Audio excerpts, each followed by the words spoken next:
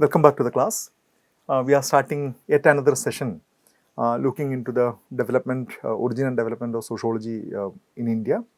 And in the previous class, we had a discussion on the essay written by Meenakshi Tapan, an essay appeared in EPW. We discussed the first half of the essay, looking into the institutional and intellectual influences of the discipline.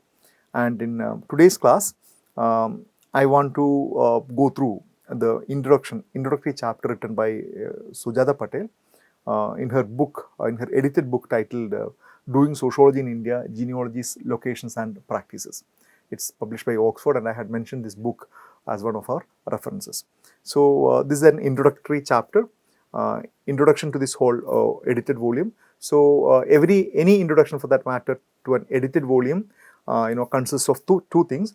One is that it talks about the general theme at hand, the theme of the book, the topic of the book, and then it tries to place it in a larger context. And it also gives some kind of an introduction or a summary of the specific contributions or contributors or specific essays in this edited work.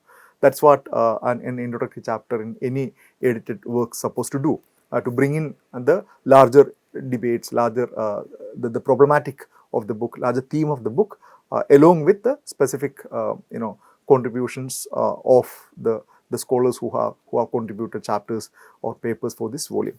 So I will be focusing only on the first part, the kind of larger arguments and observations about the development and growth of sociology, and not on the individual contributors, because that goes beyond the purview of these introductory classes. But I will return to many of those specific papers when I discuss specific people, specific theoretical orientations in the coming classes. So let us begin. So she says that this book proposes that any account of sociology in India needs to acknowledge four features: that the discipline and its traditions are various and diverse, something that we discussed earlier, and that some of them draw their lineage from anthropology while others draw from sociology. Okay? Again, something that we discussed earlier. That these find expressions both in subjects and objects. Okay? Scholars and the scholarship, curriculum and research, together with the social relationships established in the teaching and learning process within the profession and also within process outside academia, in movements and associational groups, which together represents its traditions. So this influence, that the diverse influence from sociology and anthropology, it has implications onto the discipline and as well as the kind of a larger processes happening outside. See that these diverse traditions need to be examined in terms of two phases. One is colonial and post-independence, and this is another very important argument we will come across very forcefully in Sujatha Patel's essay, but even in quite a lot of others. Okay, what did colonialism do to these disciplines, and to what extent these disciplines change their trajectory in the post-independence period? What are the kind of continuities? What are the ruptures? What are the kind of new diversions that these disciplines have taken up? And finally, that these traditions are enmeshed in political projects of constructing a society taking place in India since the last 100 years or more. So again, it's a very interesting question. She is trying to pose these questions in the larger framework of the questions of nationalism. Okay, you have a Indian nation state, especially after 1947, and even before that, you had the idea of a nation with much more larger boundaries. So how did we conflate the idea of a society with that of the nation state, and that is something very interesting discussion that will follow in this particular paper. So these are the four themes that she identifies as something centrally constituting to any discussions and debates about the nature of the development, establishment and development of sociology in India. The papers affirm there have been strong and weak traditions of scholarship in India and outline some of the features as these are embedded in different scholarship. Also, most of them highlight two separate but connected dominant positions that have structured the formation of sociological tradition in India. They are colonialism and its practice, and ideologies of nationalism and notions of nation and nationhood. The point that we discussed. So, So starting with colonialism, anthropology and sociology, a very important theme that we have had quite a lot of discussion in the previous weeks. So there is one important issue that needs clarification before we proceed. It relates to the general and by now commonsensical notion within scholarship in India and in particular sociological scholarship that there is no difference between the practice of sociology and anthropology. Okay, this claim was first made in print in 1952 when M.S. Srinivas wrote an article advocating the unity between sociology and social anthropology in the first issue of Sociological Bulletin.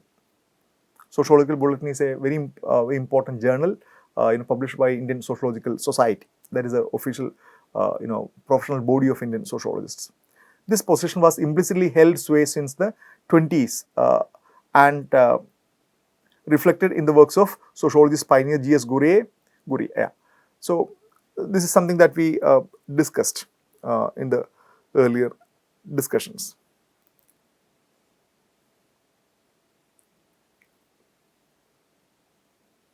So, most commentators including Indian sociologists and anthropologists such as Bethe and recently Oberoi and Uman have argued that the division of the two arose in the West for pragmatic purposes and represents at best an ambiguity. As many scholars suggest, in a world in which barriers between social sciences are being diluted and multidisciplinary and interdisciplinary perspectives being articulated, such divisions are unnecessary. Thus, in a recent commentary, Oberoi have suggested that it is actually rather nonsensical distinction from the perspective of non-Western sociologists and anthropologists. Others have suggested that such legacy augurs well for Indian scholarship and is a testament to Indian scholarship's early entrance into interdisciplinarity. Something we discussed this point in the previous class as well. We remember how Meenakshi Tappan quotes Bethe for his very strong argument that there is no point in trying to make a distinction between these two disciplines. However, it's also clear that these divisions were not merely pragmatic in the Western context. These emerged in the late 19th and early 20th century not only as means of identifying entry into study, scholarship and recognition of scholars and their lineages, but were part of a political project of colonialism imbibed in Europe and the West where social sciences originated. The political project divided the study of two kinds of societies into two disciplines. Sociology as a study of us, the modern Western society, and anthropology as a study of other, the non-modern society. This again we have discussed how anthropology was preoccupied with the study of the non-modern other, whereas sociology was seen as the study of a industrial, capitalist urban society.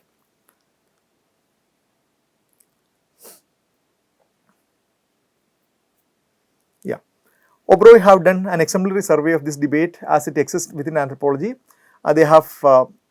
They note, as others have done before, that this discussion progressed from the initial deliberations regarding the processes which made possible anthropological knowledge, that is the colonial exploits sponsored by imperial states, to an analysis of the colonial state on whose demands the discipline study of the other or the natives was conceptualized. Anthropologists studied this discipline's history in order to understand how anthropological knowledge increasingly imbricated itself to uphold the civilizing mission of the colonial anthropologists and became in turn instrumentalized through the use of various administrative practices. So, this again I think we have discussed earlier how say by 1970s and 80s anthropologists in the West became more conscious about the kind of a colonial legacy that this particular discipline has, and how colonialism directly and indirectly influenced or shaped the theoretical and methodological orientations of this particular discipline, so as to make use of this discipline as a way to facilitate the colonial domination and then exploitation. So, that is something important.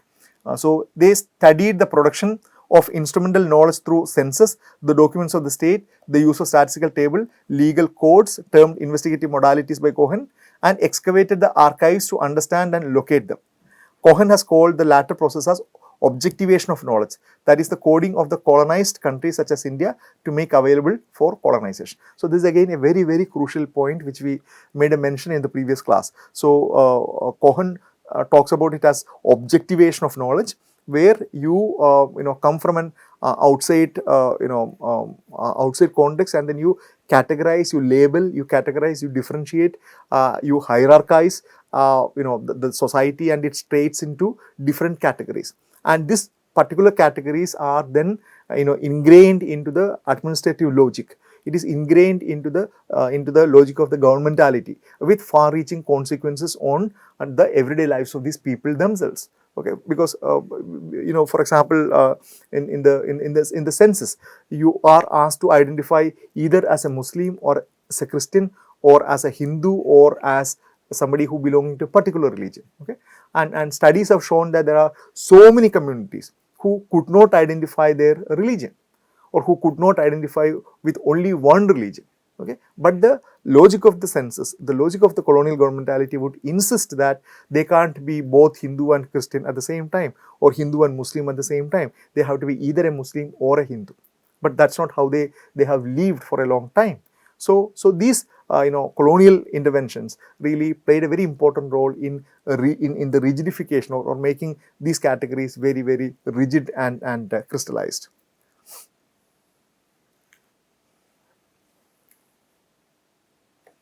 It is not sociologists in India had not recognized and commented on the role played by colonial state in the formation of anthropological knowledge. For example, Srinivasan Panini has stated, anthropology, as is well known, was the product of European expansion over the world during the last 3 or 4 centuries. The need to govern men and various races and vastly different cultures created the European rulers a need to study the life and cultures of the ruled.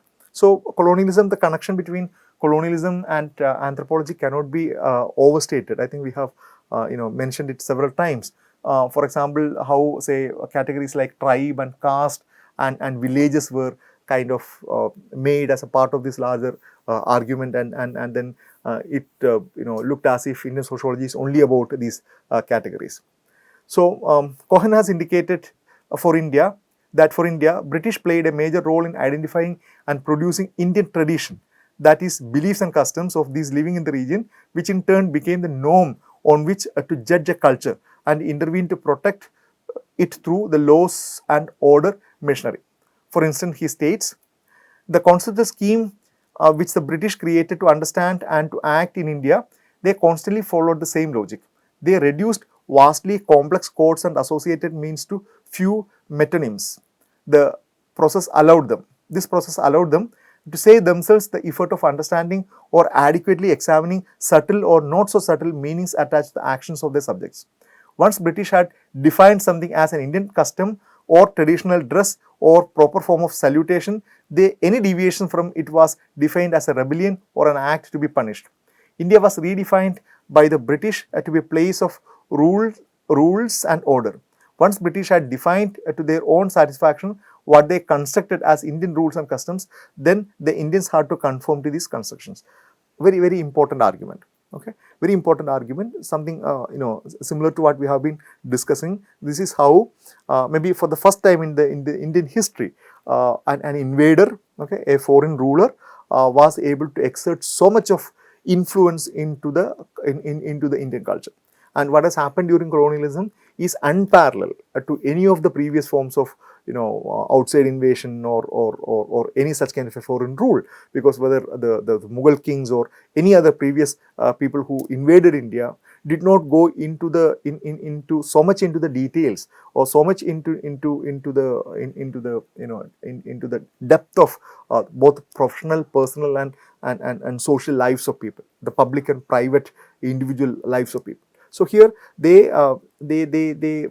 for them India appeared as an extremely complex, confusing and messy society. Okay, and they wanted to make some sense of that, so they bring in certain classifications and rationalities, and they define, okay, this is how traditions work. And once they were kind of codified, anything that goes beyond that is seen as a deviant behavior. Okay, because these oversimplified models were important for them to understand Indian society and govern it properly. At the same time, they did not have the patience nor the necessity to understand the kind of complexities of Indian society, which does not really obey the rigid logic of many of the Western ideals and systems of classification. In pre-colonial India, groups were defined by multiple markers of identity, and their relationship with each other were contingent on complex processes, which were constantly changing and were related to political power. Varied groups classified as differently as temple communities, territorial groups, lineage segments, family units, royal retinues, warrior subcaste, little as opposed to large kingdoms, occupational reference groups, agricultural and trading associations, networks of devotional and sectarian religious communities, and priestly cabals were later standardized under the name of caste as being the only rather than one among many ways of representing and organizing identity. So this is a very important point by Nicholas Dirks, The Caste of Mind, the author of the very famous book The Caste of Mind, who argues that a country like India, it represented a myriad ways of identification, myriad ways of social organization, many times flexible, confusing, overlapping ideas and identities, and which was not kind of legible or which was not comprehensible for a Western mind that comes from a very different context. There are very fascinating discussions about even this term religion. Okay, Hinduism as a way of religion, Hinduism as a religion. This is a misnomer. It's a misnomer because Hinduism is not something similar to any of the Semitic religion. Hinduism does not have a text. It does not have a prophet. It does not have an established system of rules and regulations. So it's a much complicated set of traditions and rituals and worship patterns. There is hardly anything which is not there within Hinduism, and this cannot be compared with a Semitic religion or Abrahamic religion. But the term religion was imposed on Hinduism, and Hinduism was to a large extent shaped after these religions that were familiar to these people. So look at these kind of categories that Nicholas Briggs has provided. Okay, a very interesting set of categories which we don't really hear many of them now, because many of them have been erased. Many of them have transformed into more categories, and what is Briggs' argument is that all these different forms of identification, different forms of associational lives were all lumped together under the category of caste. So for example, varied groups classified as differently as temple communities, territorial groups looking into the geographical things, and lineage segments, okay, maybe within the same caste but having different lineage systems, and then family units, extended family units into much larger geographic areas, royal retinues, and then warrior subcastes, okay, little as opposed to large kingdoms, very small fiefdoms or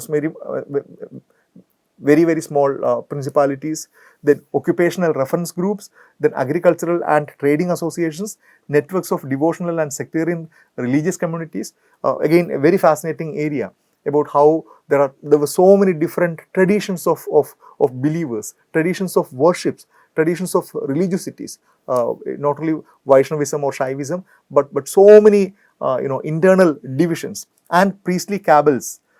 Cabals were later standardized and under the name of caste, and being the only rather than one among many ways of representing and organizing identity. So that is why he talks about the colonial construction of caste. Okay, how colonial administration, colonial governmentality constructed caste as a rigid, as a homogenized, rigid system of identification. With the help of anthropological theories and methods, colonial rulers constructed a new genealogy or hierarchy wherein they entangled European race and evolutionary theories with those articulated by native elites. For example, Brahminism in India. Anthropology as a project of the colonial state also legitimized its role by using the language of native elites. So, the way in which the Britishers depended on the native elites in India. And the native elites in India is undoubtedly the priestly class or the class of the learned people, which are Brahmins. So it's a very interesting to look into how the kind of a relationship between the Brahmins as a caste and the Brahmins as a scholarly group got involved in this whole project is something very interesting. There are very fascinating studies that looking into that. Dirks himself talks about it, Cohen talks about it, and there are very fascinating studies by, say, historians like Lata Mani, who has studied extensively the practice of sati. Okay, it's a fascinating work, the contentious traditions of work, and there are, I think, 2 essays in the EPW on colonial construction of sati.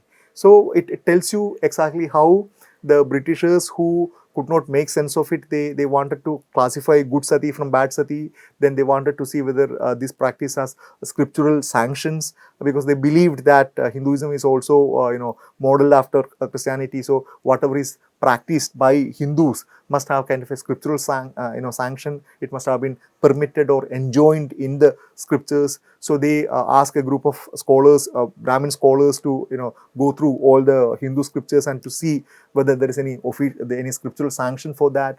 And Brahmins come up with different interpretations, obviously, because Hinduism does not have a scripture that tells whether sati is good or bad, or it has to be followed or not followed. It's impossible. So they come up with quite a lot of different perspectives, and then the Britishers choose certain interpretation as per their convenience, okay, overlooking other equally valid interpretations, and then pass this particular law prohibiting. So Lathamani's intervention is something so interesting to see how the colonial enterprise worked along with the native elites, and then produced very specific kind of knowledge. No wonder Dix has asserted that the colonial conquest was sustained not by superior arms and military organization, nor by political power and economic wealth, but also through cultural technologies of rule. Anthropology and its knowledge, together with its theories and methodologies, became part of this process of rule. So the cultural technique of rule is something we often say that the Britishers resorted to divide and rule policy. Okay? Divide and rule policy is mostly spoken in the context of Hindu-Muslim divisions in colonial India. But that's only part of the story. That's only part of the story. The British rule, which really epitomized a kind of a modern rationality of very watertight compartments, watertight non-overlapping social forms of identifications. They really proved to be very important tools of governance and administration, which had very serious implications on Indian society. Following the footsteps mapped by theorists such as Dix and Cohen, Meena Radhakrishna has explored how theories and methods of physical anthropology constituted the language of high and low caste races.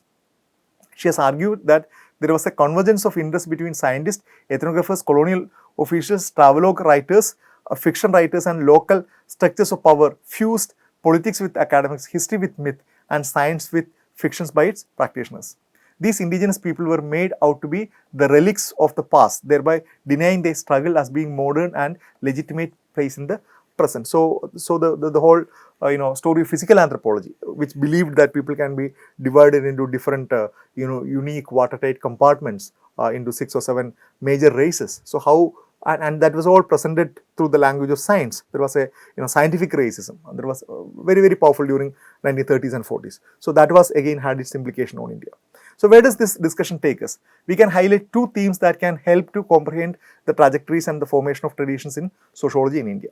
First, we would need to accept that, notwithstanding the contemporary imperative of interdisciplinarity and the practice of conflating the 2 disciplines as one, there is a need to recognize and enumerate the historical processes that divided 2 disciplines of sociology and anthropology, and the political project that embedded this division in the West.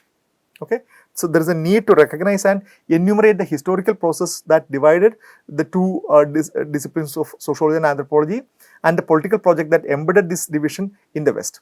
Thus, a text debating the history of intellectual traditions need to distinguish and juxtapose those of sociology from those of anthropology in order to understand where these interface and where they do not. Following this volume on the history of these 2 traditions need also to highlight when, how, and why scholars conflated them and for what purpose. We initiate such an attempt here. So she is not kind of ready to take it for granted that from the very beginning sociology and anthropology were one and the same, and then they were used interchangeably. Rather, she argues that there are very specific history. Okay, there are very specific reasons why these 2 traditions of sociology and anthropology were conflicted at some time, not conflicted at certain other times. So that kind of a history needs to be relooked again, and that's she claims is one of the purposes of this book.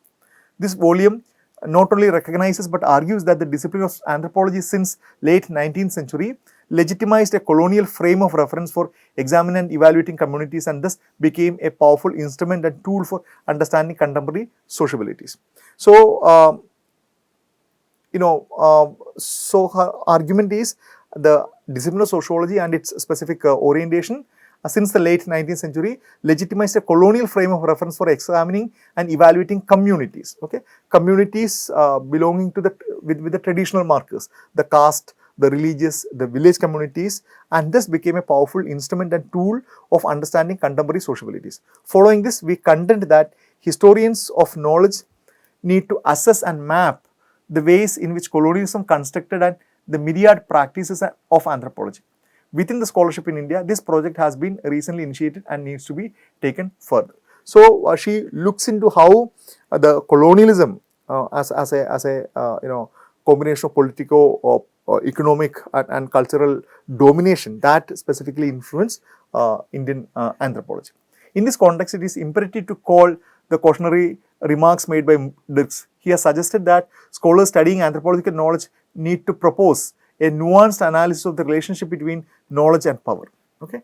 While affirming that the overall argument of instrumentalization of anthropological knowledge for augmentation of the colonial project has value, he contends that scholars should not conflate cause and effect or ascribing intention as well as system to a congeries of activities and conjunctions of outcomes which, though related and at times coordinated, were usually diffuse, differentiated and contradictory. It allows spaces for construction of thinking and intellectual engagement, which, while it could not displace the episteme, certainly allowed new ways of its reconstruction. So she's invoking Dirks again to caution that that to assume a unidirectional instrumental direction in which colonialism used anthropologists to create knowledge for its own sake would be to an oversimplified version. Because there are very interesting elaborations about how some of the Western anthropologists did not toe the line with anthropological colonial project. Verrier Elvin, for example, or even Geddes, for example, a host of other anthropologists did not act as if they were their only purpose was to toe the line or was to serve the colonial masters. Okay, they had quite a lot more room or freedom or they had quite a lot of space for negotiating within the larger framework and then coming up with quite a lot of novel forms of arguments that did not suit the interest of the colonial enterprise. Yeah, so she talks about how some of these essays by Carol Upadhyay and others, for example, among the tribal identity, brought in new categories, and how these new categories in turn had quite a lot of unintended consequences which brought it, which took it in a completely different direction. Secondly, from the above, there is a need to assess how the study of sociology as against anthropology was organized during the colonial period. Did the sociologists borrow the language of assessing modern India from those who were fashioned by colonial anthropology? If so, what kind of sociology developed? Did Indian sociologists also engage with contemporary Western sociological theories, and did they adapt these to the Indian conditions? So this is similarly, she is arguing that you need to look into how sociology as a discipline emerged, looking into how whether sociology in India during that early period were influenced by the Western ideas of a modern society, and what specific ideas were brought in, what specific frameworks were brought in. So she wants to do a kind of a more nuanced analysis rather than simply conceding that these two disciplines are not they are one and the same in Indian society. Yeah, so then there are descriptions about how the general character of these papers and other thing. Yeah, Manorama Sauer excavates the political underpinning that framed the discipline of sociology and converted it into anthropology at Bombay. The story of Bombay starts with Patrick Geddes and his radical ideas of theory and methodologies regarding the study of contemporary society and this on sociology.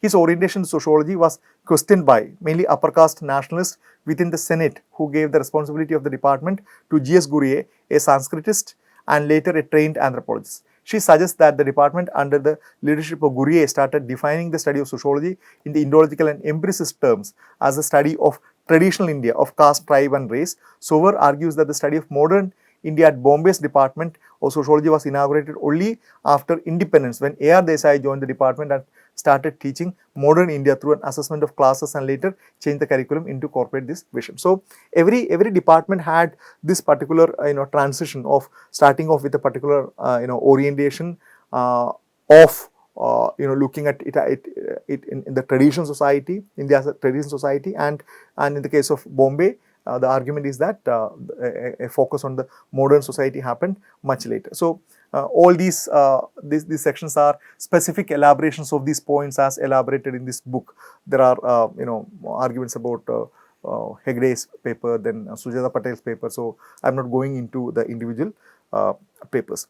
Now she has another section on nation, nationalism and sociological tradition, which is the second part of this essay, which we will take it up in the coming class, because these two things, one is the colonial context is something important for her, and this nation, nationalism and sociological tradition is another important thing that she wants to look into. So we will wind up the session now and we'll meet in the coming class. Thank you.